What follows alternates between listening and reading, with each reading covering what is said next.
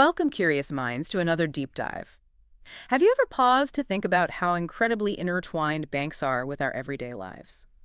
We interact with them almost constantly, from the tap of a card to managing our savings, often without truly understanding the complex machinery humming behind the scenes.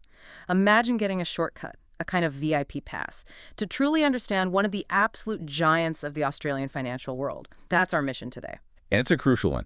Today we're undertaking a comprehensive deep dive into National Australia Bank Ltd, or NAB, a name that's instantly recognizable as one of Australia's formidable Big Four banking institutions. Right. And our goal for this deep dive isn't just a basic overview or, a surface level look. Oh no. We're going to systematically unpack NAB's strategic positioning, delve into its financial performance, and scrutinize its operational capabilities. We'll be extracting the most important insights from a comprehensive due diligence report you've provided, really cutting through the noise to give you a clear, well-informed perspective on a crucial player in the Australian financial landscape. We want you to walk away understanding the intricate forces shaping not just NAB, but, well, the entire banking sector down under. Absolutely. And as we peel back the layers, you'll discover the fascinating, often challenging trade-offs NAB constantly navigates.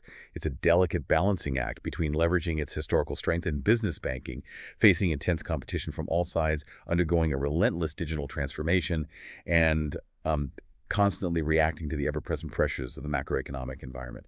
It's very much a bank in motion. Okay, let's unpack this then. Our journey begins by really getting to grips with NAB's core identity and what truly sets it apart in that incredibly competitive Australian market. What's truly fascinating here, and indeed really central to AMI's investment thesis, is its established leadership in the higher margin business and private banking segment. Unlike some of its peers who might cast a wider net, this isn't just a minor preference for NAB. It's fundamental to their entire strategic playbook. And you can see this strategic emphasis playing out incredibly clearly in their latest numbers, can't you? In the fiscal year 2024, their business and private banking, or BNPB, division wasn't just stable, it was a powerhouse, delivering robust cash earnings driven by an impressive 8% growth in business lending and a healthy 7% growth in deposits. That sounds like a real strong point for them, a cornerstone. It absolutely is. And to truly highlight the impact of this strategic choice, just consider the stark contrast with their personal banking segment in that very same year. That division saw a significant 19.6% decline in cash earnings, largely due to the absolutely brutal, intense competition in the Australian home lending market. It really underscores where NAB has chosen to focus its energy and, crucially, where it's finding its resilience. So, for a long time, this laser focus on business banking provided a really effective buffer, almost a defensive wall, against the kind of margin compression you inevitably see in the more commoditized retail mortgage market, where every bank is fighting tooth and nail for the same customers. However, this leadership, this competitive edge, it isn't unchallenged anymore, is it? We're seeing major peers, some of the other big four, now aggressively refocusing on small and medium-sized enterprises, or SMEs. And on top of that, a whole new wave of agile fintech lenders are also trying to carve out their own niches, often with, leaner operating models. That's exactly right. If you look at their overall main financial institution, or MFI, market share as of 2024, NAB sits in the fourth position with around 11.2%. Now, this figure, while significant, tells us that while their brand strength is undeniably concentrated and incredibly robust within business banking, it's not as broadly dominant in the wider retail market compared to, say, a Commonwealth Bank. This strategic choice, this deliberate dedication to business banking, has a profound impact not just on their profitability, but also on their overall risk profile. And that's a critical thread we'll definitely pull on as we continue this deep dive. Okay, speaking of their overall structure and how they operate, let's talk about NAB's various business segments and what truly forms their revenue pillars. They don't put all their eggs in one basket. They operate a diversified financial services model built on four primary divisions. The first, as we've already highlighted, is business and private banking, which, as we've established, is really the cornerstone of their strategy. Then you have personal banking. This represents their retail operations, covering everything from home loans and everyday transaction accounts to credit cards. As we just mentioned, this is a segment currently facing those intense competitive pressures, and as we saw, a pretty significant dip in cash earnings. Right. Their third division is Corporate and Institutional Banking, or CNIB. Now, this arm caters to truly large corporations, major institutions, and even government entities, offering specialized finance solutions, risk management services, and access to capital markets. This segment generally tends to show more stable, albeit sometimes lower growth performance. For example, it saw a relatively modest 3.7% decline in cash earnings in FY24, which is quite stable compared to the volatility in personal banking, isn't it? It is, yes. And finally, they operate New Zealand banking under the well-known Bank of New Zealand, or BNZ brand. This is essentially a full-service bank subsidiary operating specifically within the vibrant New Zealand market. This diversified structure aims to provide a degree of resilience against market fluctuations in economic cycles.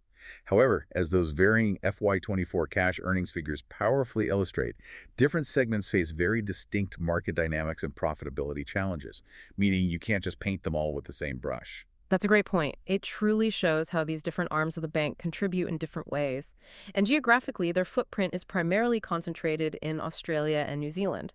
This means their performance is highly correlated with the economic health and regulatory environments of those two nations.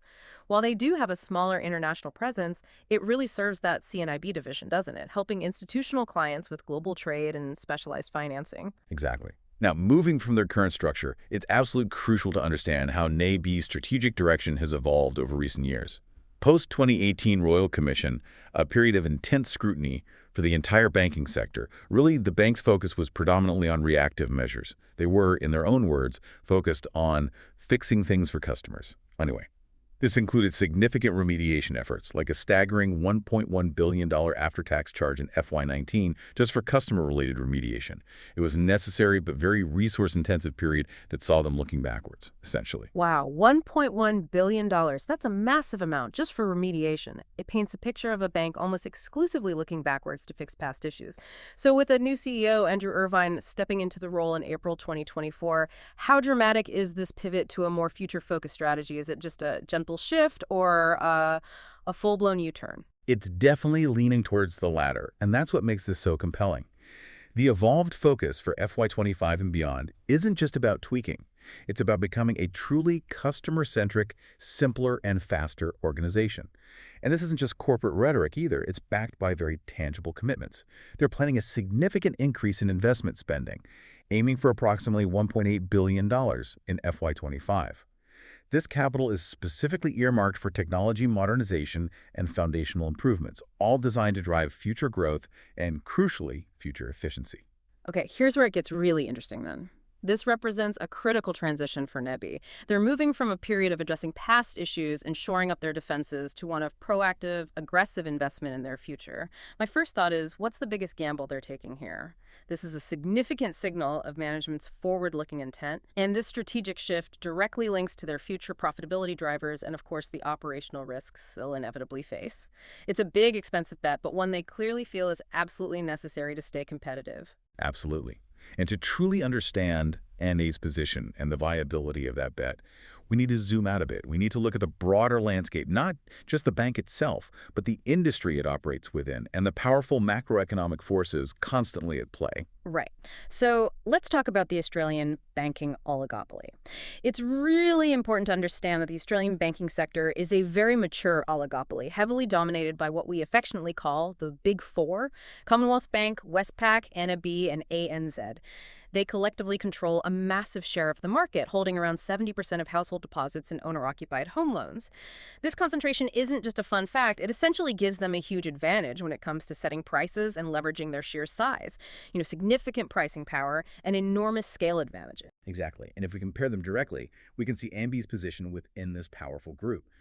While it's undeniably a formidable competitor, it generally trails CBA, the undisputed market leader, in terms of sheer scale and profitability across several key metrics.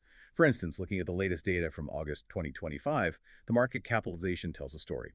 AMI sits around $118.14 billion, but CBA is a whopping $297.19 billion.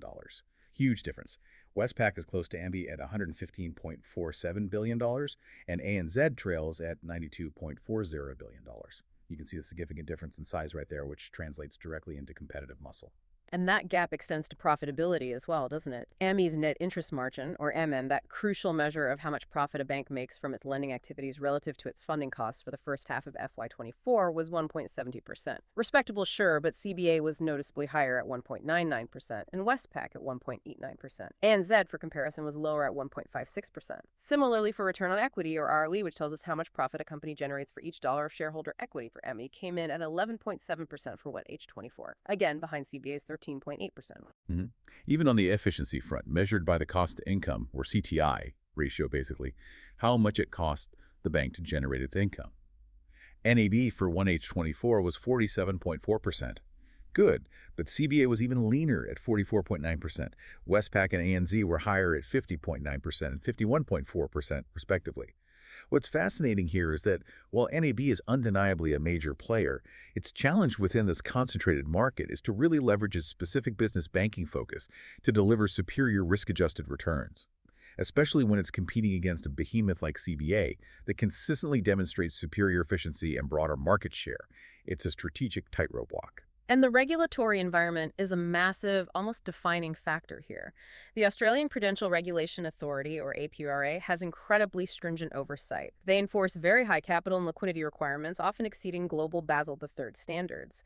This has historically created a powerful economic moat for the Big Four, meaning it's incredibly difficult and expensive for new players to muscle their way in, largely due to APRA's stringent rules. They've traditionally protected the incumbents, right? They have. That moat, however, is deliberately being chipped away at, albeit gradually and strategically.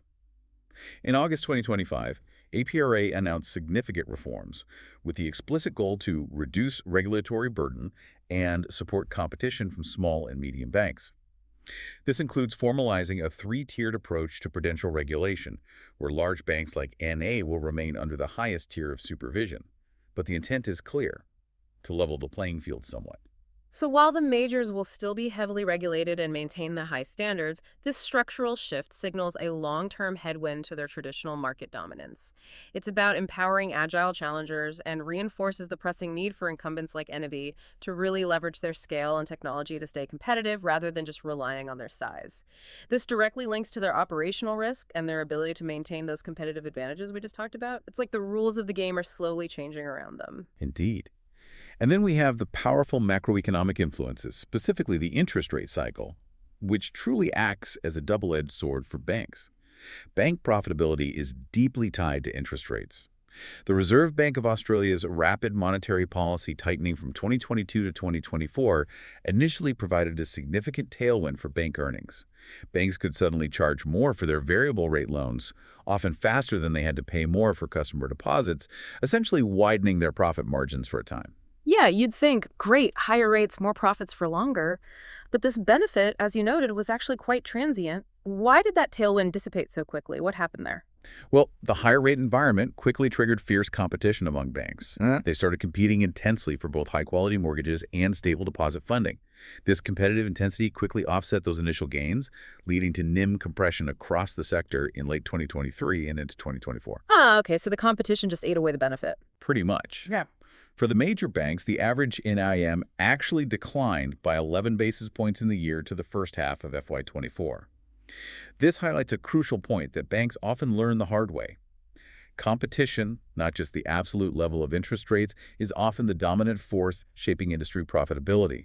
And of course, higher rates also increase credit risk for borrowers, meaning more people struggle to make repayments, which is a critical consideration for any bank's loan book. It's a constant, never-ending battle, isn't it? And if we connect this to the bigger picture for NAB, it really underscores the importance of stringent cost control and constantly finding ways to differentiate its offerings. Without that, they're just another bank in a very tight market, struggling with the same pressures. Absolutely.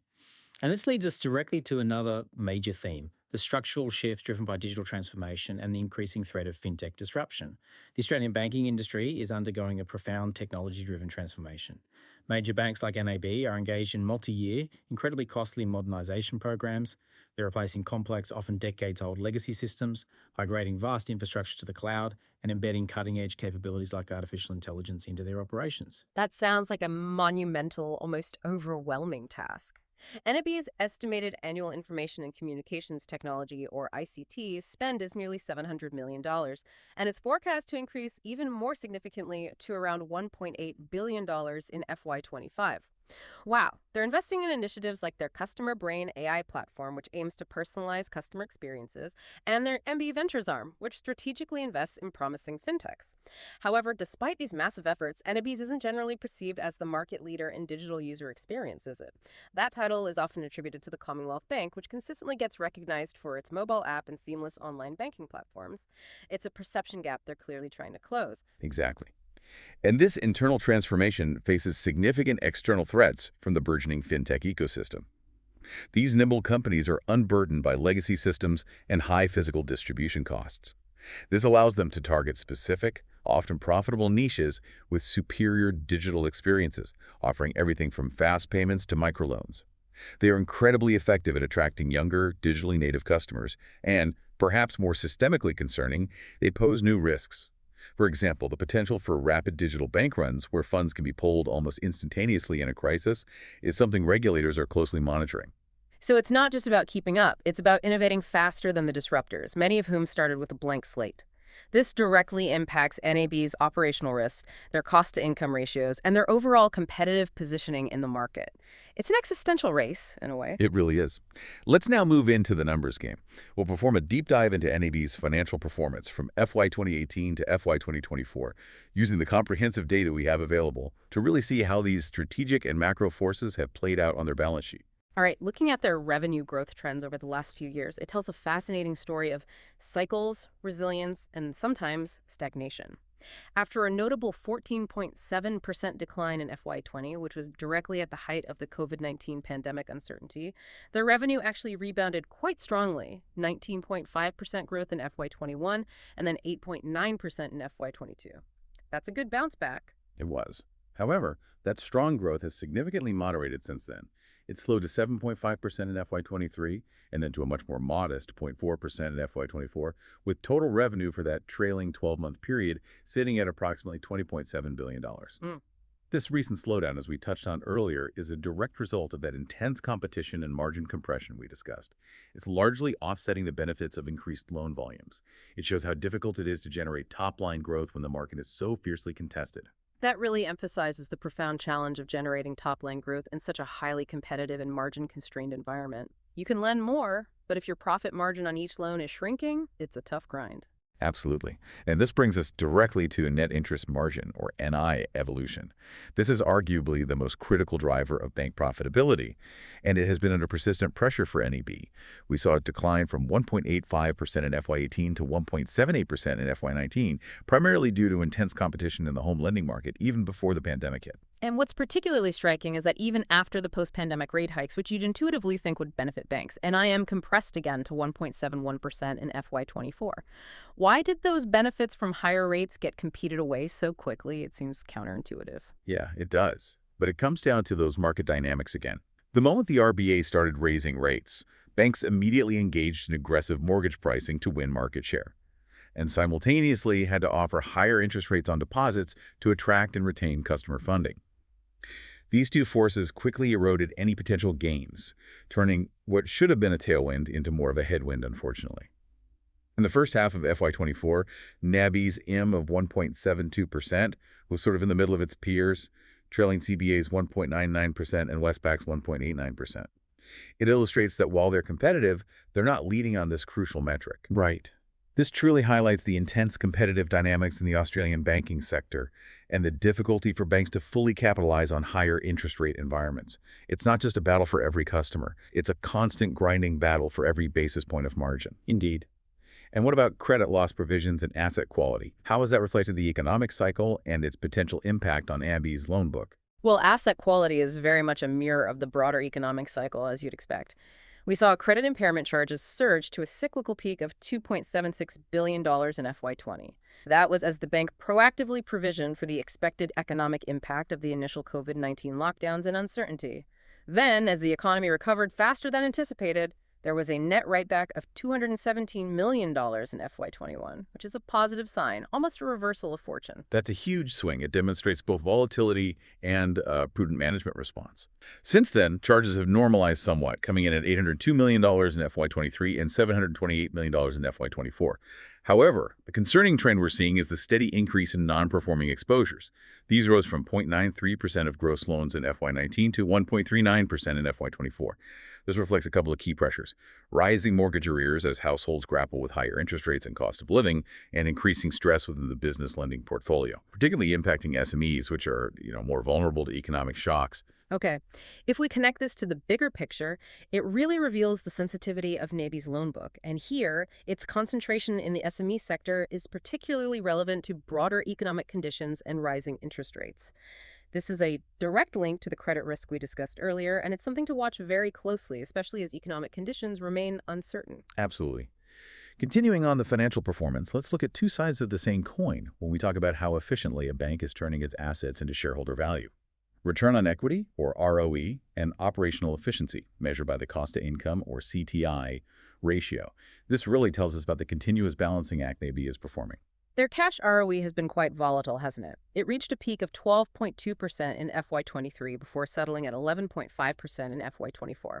In the first half of FY24, their 11.7% ROE was respectable, lagging CBA's 13.8%, but outperforming ANZ at 10.1% and Westpac at 9.3%. The return on assets ROA remains low, typically between 0.6% and 0.7%, which is characteristic of a large, mature bank simply because their asset base is so enormous. On operational efficiency, the CTI ratio remains a central challenge, especially as they invest heavily in their future. After achieving a more efficient 42.4% in FY23, it rose to 45.0% in FY24. This increase was driven by higher personnel costs and, critically, increased technology spending, which, as we know, is a massive part of their strategic pivot. Management has actually forecast FY25 cost growth of approximately 4.5%, which includes a $130 million provision for payroll remediation, a further hit to efficiency. So it suggests that while NAB is striving for efficiency through these big tech investments, these very investments are creating new term cost pressures. It's that classic trade-off, investing for future growth and managing current profitability. You can almost hear the tension between the finance team and the tech team, can't you? It's a delicate and expensive balance they're navigating. Absolutely. And one area where NAB consistently demonstrates strength, a true foundation for its operations, is its Tier 1 capital ratios. This is a critical foundation for any bank, acting as a buffer against unexpected losses. Its Common Equity Tier 1, or CET1, ratio has remained comfortably above APRA's unquestionably strong benchmark throughout the period we've analyzed. That's a really important indicator of stability, isn't it? A key metric. For those tracking closely, the CET1 ratio stood at 10.38% in FY19 and then actually increased to a very healthy 12.22% in FY23 and 12.35% in FY24. That's a solid upward trend, signaling real financial resilience. Exactly. This strong capital base provides a significant buffer against potential losses and, importantly, supports its capital return initiatives to shareholders. It provides a sense of stability for investors, especially in a volatile market. It's a key reason investors find them attractive for long-term holdings. Okay, now that we've dug deep into the numbers and seen how the various forces play out on the balance sheet, let's pivot and explore NAB's growth history, its innovation efforts, and its capital strategy. Where are they looking to expand, and how are they funding it? Looking at their historical loan book growth, it's clear that NA's growth has been strategically tilted towards business banking. This is a key differentiator from many of its peers who might be more heavily focused on the mortgage market, and it reflects their core identity we discussed earlier. Right. So the numbers really bear this out. From September 2020 to September 2024, their business lending actually grew by a remarkable 42%. That's more than double the 20% growth they saw in their Australian home lending book over the same period. That's quite a difference. In FY24 alone, business lending grew by a strong 8% year-on-year, indicating continued momentum in their core segment. Home lending, by contrast, was more modest at 5% year-on-year in the second quarter of 2025. Overall, gross loans increased by a solid 4.2% in FY24. This differentiation certainly offers the potential for higher margins, as business lending can often be more profitable and sticky than the commoditized mortgage market. However, it also exposes NAB to greater cyclical risk. We're already seeing that stress in the business and private banking portfolio is contributing to the increase in non-performing loans, largely due to the higher interest rate environment impacting those more vulnerable SMEs. So the long-term success of this strategy truly hinges on whether those superior margins from the business portfolio can consistently offset the inherently higher credit losses that often materialize during an economic downturn. It's a calculated risk, a definite trade-off. Higher potential reward, but also higher potential risk. Indeed, and absolutely integral to their future and to navigating those risks is their aggressive commitment to digital banking initiatives and technology investments. A&D is pursuing a comprehensive digital transformation, backed by substantial investment. Their estimated annual ICT spending was around $698.3 million in 2024, and as we mentioned, it's forecast to increase significantly to $1.8 billion in FY25. This isn't just maintenance, it's a profound re-engineering effort. That's a massive, almost staggering commitment. When you hear numbers like that, you have to ask what exactly they're pouring all this money into. Some of the key initiatives include NA Ventures, which is their corporate venture capital arm that actively invests globally in promising fintechs. They're looking at themes like connected business, home ownership, cashless world, and empowered investment. This isn't just about making money. It gives them valuable market intelligence and potential partnerships, right? Allowing them to scout for the next big thing. Exactly. They also launched their Customer Brain platform in 2023, which is an enterprise-wide data and AI platform designed to deliver more personalized customer experiences. Imagine the power of predictive analytics helping to tailor offerings to individual customers. Potentially very powerful. And on the product side, they've rolled out digital offerings like NAM Now Pay Later and NAM QuickBiz, which provides fast, unsecured business loans directly targeting the needs of their core SME customers with speed and convenience. These really demonstrate a proactive strategy to innovate and deeply engage with the fast-evolving fintech ecosystem, rather than just reacting to it. However, success will ultimately depend on their execution and, crucially, their ability to close that perceived gap with digital leaders like CBA.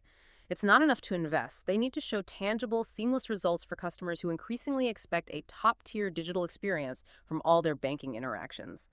hmm Moving to their capital allocation strategy, it's clear NAB takes a very disciplined approach, carefully balancing shareholder returns with essential investments for future growth, all while meticulously maintaining a robust balance sheet. They have a very clear dividend policy, which is music to the ears of income-oriented investors, I'd imagine.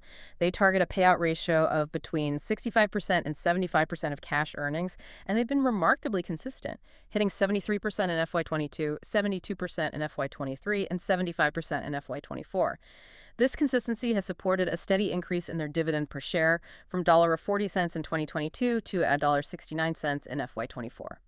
This sends a strong signal about management's confidence and commitment to shareholder returns. Absolutely. In addition to dividends, NAB has actively utilized on-market share buybacks, a common way to return capital and boost earnings per share. They completed a significant $2.5 billion buyback in early 2023 and had a further program of up to $3 billion active in FY24. In total, they've bought back and canceled over $7.4 billion of their own shares since August 2021. This not only directly returns capital to shareholders, but also supports earnings per share by reducing the number of shares outstanding, making each remaining share theoretically more valuable. And crucially, they're also investing heavily back into the business. Investment spending was approximately $1.64 billion in FY24 and is forecast to increase to around $1.8 billion in FY25, echoing their strategic pivot we discussed. These funds are primarily directed towards their multi-year technology modernization program, enhancing compliance in critical areas like financial crime and improving the overall customer experience across all segments. This demonstrates management's confidence and commitment to shareholder value, but also their clear recognition that significant sustained investment is absolutely needed for future competitiveness in a rapidly changing industry. It's about protecting the franchise for the long term. And what about their acquisition and divestment strategy? Are they going for big, headline-grabbing mergers, or is it a more subtle approach? Their recent corporate activity has been characterized more by simplification and targeted bolt-on acquisitions rather than large, transformative mergers that grab headlines. A key divestment was the sale of their residual 20% stake in MLC Life Insurance for $500 million in December 2024.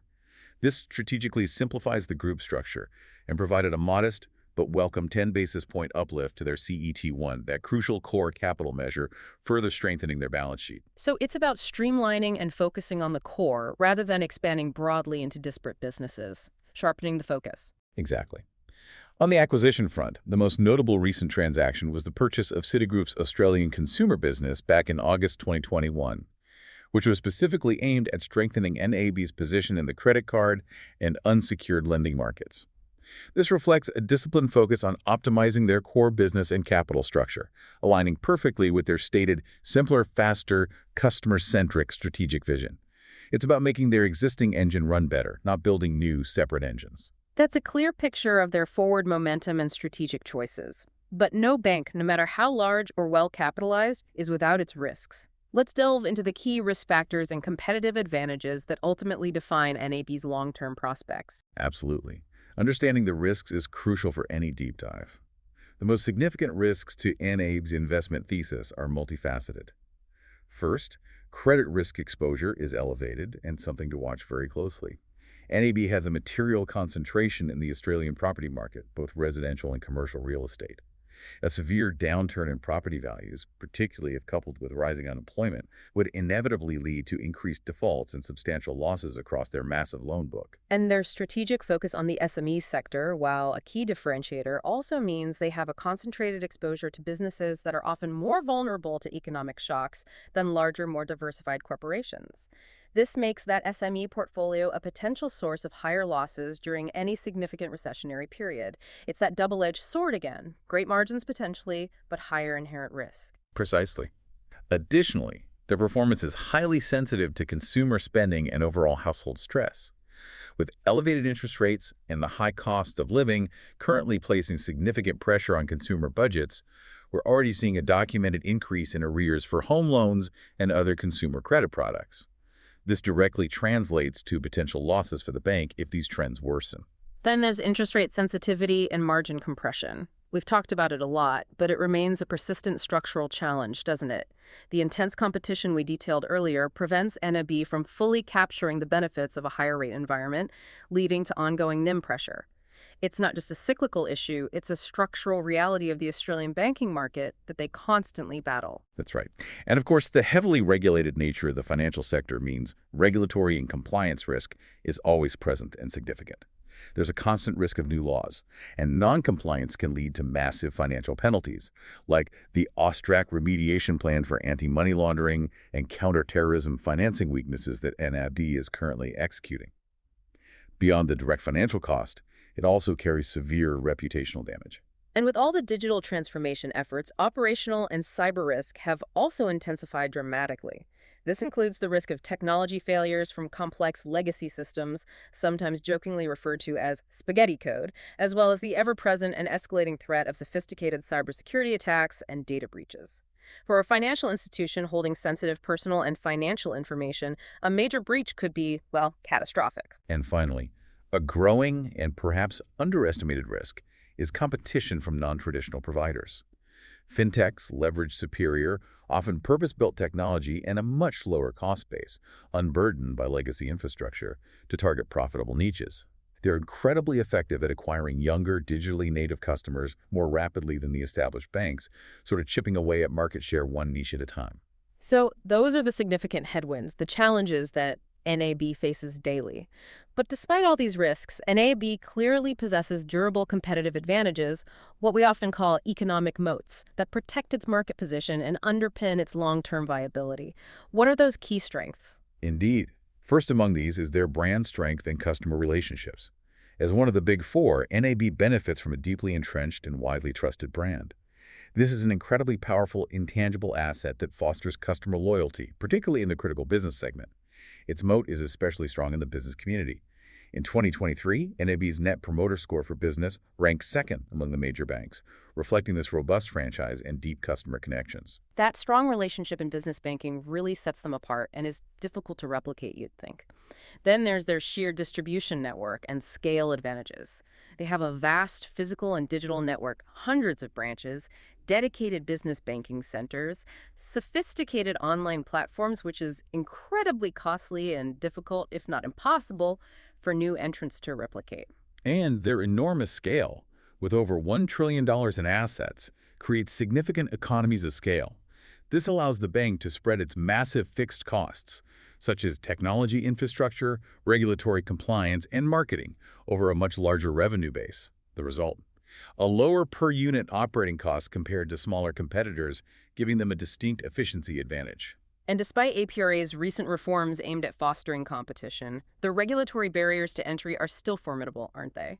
The stringent prudential framework, with its high minimum capital and liquidity requirements, creates a significant hurdle for new entrants. It's an expensive and complex undertaking to start a bank, effectively protecting the market position of established incumbents like NAB, at least for the foreseeable future. Exactly.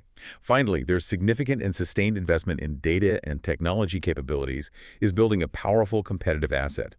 The sheer volume of customer data they possess, combined with advanced analytic platforms like Customer Brain, allows for sophisticated risk management, more effective and personalized marketing, and the development of tailored product offerings.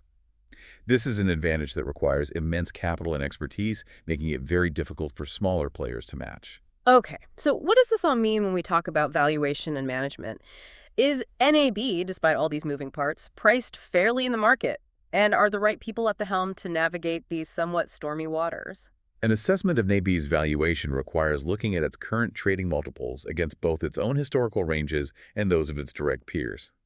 Looking at its price-to-earnings, or PE ratio, which measures its share price relative to its per-share earnings, the current trailing 12-month PE is in the range of 17.2x to 17.9x.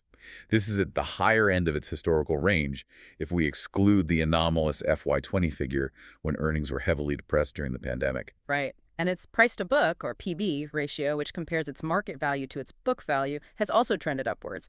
From 1.21 at the end of 2018, it increased to 1.67 by the end of 2024. The current PB is approximately 1.9x to 2.06x, which again represents a premium to its historical average.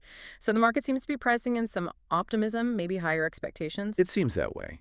When we compare it to its Big Four peers, NAB currently trades at a premium to ANZ and Westpac, but at a significant discount to the market leader, CBA. For example, CBA's FY24 PE was 22.5 and its PB was 2.89, while ANZ was 14.0 PE and 1.09 PB, and Westpac 15.8 PE and 1.54 PB. That current premium, both to its history and some of its peers, suggests that the market is pricing in a degree of success for NAB's strategic focus, particularly valuing its leadership in the business banking segment, which is perceived as having higher margins and more durable customer relationships. But what does that imply for investors looking forward? It suggests less room for error, doesn't it? Flawless execution on cost efficiencies and agile credit cycle navigation will be absolutely crucial for outperformance from here. The market is betting on them, and they need to deliver. Precisely. Another important aspect for many investors, particularly those focused on income, is the dividend yield. NAB's current dividend yield is approximately 4.3% to 4.6%, which is an attractive income stream in the broader market context, especially compared to many other sectors. This yield sustainability is strongly supported by the bank's robust CET1 ratio, which signals capital strength, and its disciplined payout ratio policy. This makes it a central pillar of the investment case for many income-oriented investors. And finally, let's talk about the people behind the bank management quality and corporate governance. You can have the best strategy in the world, but if the leadership isn't right, it won't go anywhere. How does the leadership team stack up at NAB? NAB's leadership team has seen a significant transition with the appointment of Andrew Irvine as Group CEO and Managing Director in April 2024. His background is highly relevant, having successfully led NAB's crucial business and private banking division previously. This appointment reinforces the bank's commitment to its core strength in business banking, signaling a clear strategic direction, although his tenure as Group CEO is still in its early stages, of course. And the broader executive team seems quite seasoned, with deep experience across banking and finance. This depth and stability in the executive ranks is important, especially during periods of strategic transformation like this. Absolutely. The board of directors is chaired by Philip Cronican, an experienced career banker who has held the position since 2019. NAB's corporate governance statement outlines a comprehensive framework designed to ensure effective oversight, accountability, and prudent risk management, in line with ASX corporate governance principles. This framework, with its various key committees like Audit, Risk and Compliance, and a dedicated customer committee, has been significantly strengthened in the years following the Royal Commission, reflecting a commitment to best practices. So management's stated strategic vision is to transform NAB into a simpler, faster, and ultimately more customer-centric organization. The execution of this strategy is visible through the disciplined allocation of capital towards technology modernization, consistent growth in their core business banking, and active portfolio management through those targeted divestments. But what's the biggest challenge facing this new leadership team right now? What keeps them up at night? Well, the primary challenge for this leadership team will be to effectively deliver on the long-term benefits of these significant strategic investments while successfully navigating the near-term headwinds.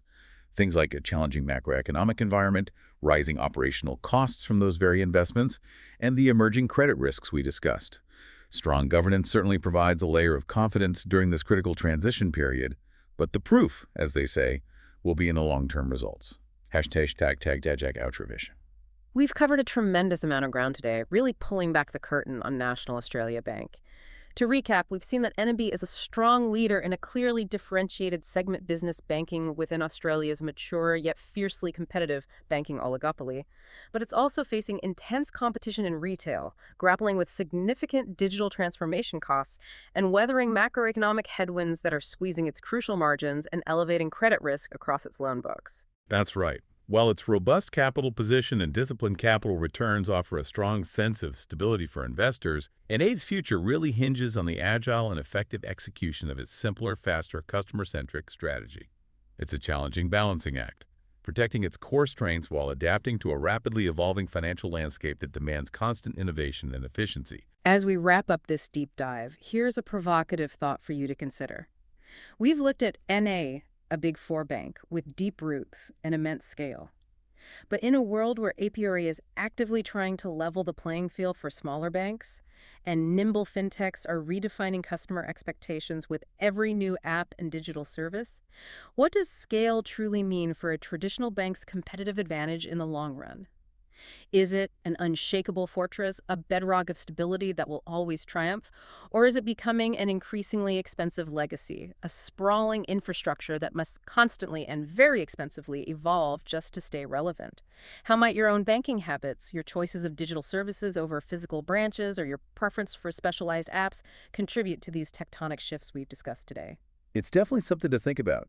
We encourage you to consider these dynamics the next time you interact with your bank, whether through an app or in person, or when you read financial news. Understanding the deep dive behind the headlines empowers you as a more informed and engaged participant in the economy. Thank you for joining us on this deep dive. Until next time, keep digging, keep learning, and stay curious.